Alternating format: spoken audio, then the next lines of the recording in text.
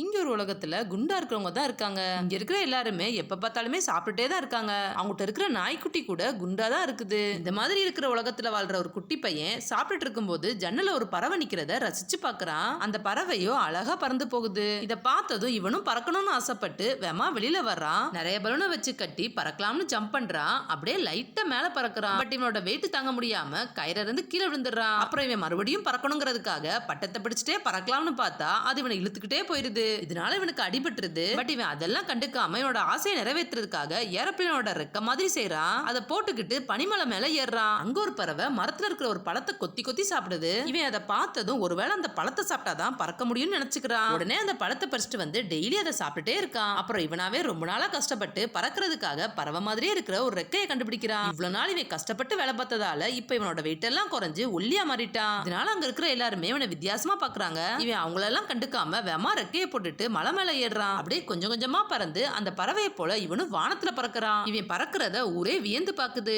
இவனும் அவன் கனவு நிறைவேறிச்சுன்னு சந்தோஷமா இருக்கான்.